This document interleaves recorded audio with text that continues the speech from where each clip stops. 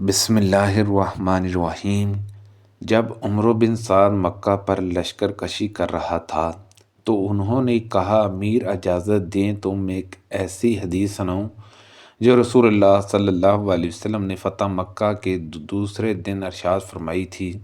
اس حدیث مبارکہ کو میرے ان کانوں نے سنا اور میرے دل نے پوری طرح سے یاد کر لیا تھا، اور جب آپ ارشاد فرما رہے تھے تو میری آنکھیں آپ کو دیکھ رہی تھیں۔ آپ صلی اللہ علیہ وسلم نے اللہ کی حمد اور اس کی ثنا بیان کی، پھر فرمایا کہ مکہ کی حرمت اللہ نے قائم کی ہے، لوگوں نے نہیں، اس لیے کسی ایسے شخص کے لیے جو اللہ اور یوم آخرت پر ایمان رکھتا ہو یہ جائز اور حلال نہیں کہ جہاں خون بہائے اور کوئی جہاں ایک درخت بھی نہ کاٹے، لیکن اگر کوئی شخص رسول اللہ صلی اللہ علیہ وسلم کے قتال فتح مکہ کے موقع پر سے اس کا جواز نکالے تو اس سے یہ کہہ دو کہ رسول اللہ صلی اللہ علیہ وسلم کو اللہ نے اجازت دی تھی لیکن تمہیں اجازت نہیں ہے، اور مجھے بھی تھوڑی سی دیر کے لیے اجازت ملی تھی، پھر دوبارہ آج اس کی حرمت ایسے ہی قائم ہو گئی جیسے پہلے تھی۔ اور ہاں، جو موجود ہے وہ غیب کو اللہ کا یہ پیغام پہنچا دے۔ ابو شرح سے کسی نے پوچھا کہ پھر عمرو بن سعد نے یہ حدیث سن کر آپ کو کیا جواب دیا تھا؟ انہوں نے بتایا کہ عمرو نے کہا، ابو شرح، میں یہ حدیث تم سے بھی زیادہ جانتا ہوں، مگر حرم کسی مجرم کو پناہ نہیں دیتا اور نہ خون کر کے اور نہ کسی جرم کر کے بھاگنے والے کو پناہ دیتا ہے۔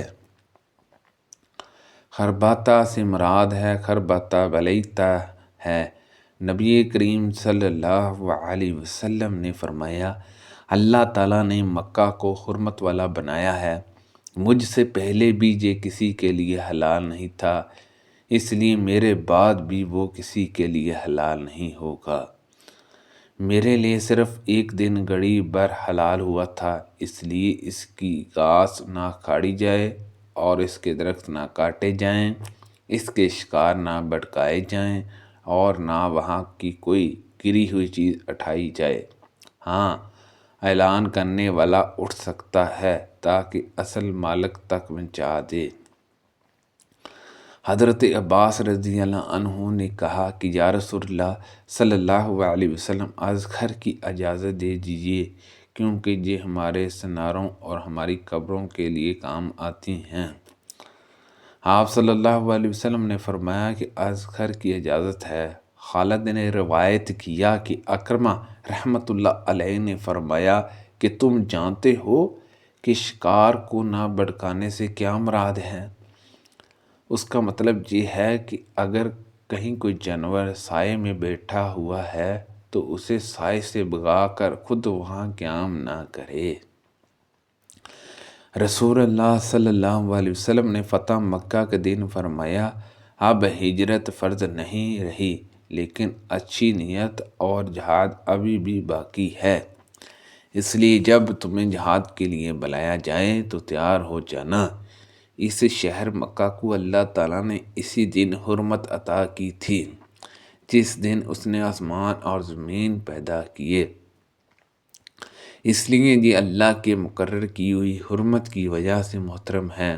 یہاں کسی کے لیے بھی مجھ سے پہلے لڑائی جائز نہیں تھی، اور مجھے بھی صرف ایک دن گھڑی بھر کے لیے فتح مکہ کے دن اجازت ملی تھی۔ اب ہمیشہ یہ شہر اللہ کی قائم کی ہوئی حرمت کی وجہ سے قیامت تک کے لیے حرمت والا ہے، بس اس کا کاٹنا کٹ جائے، نہ اس کے شکار ہانکے جائیں، اور اس شخص کے سوا جو اعلان کرنے کا ارادہ رکھتا ہو کوئی جہاں کی گری ہوئی چیز نہ اٹھائے اور نہ جہاں کی گھاس اکھاڑی جائے۔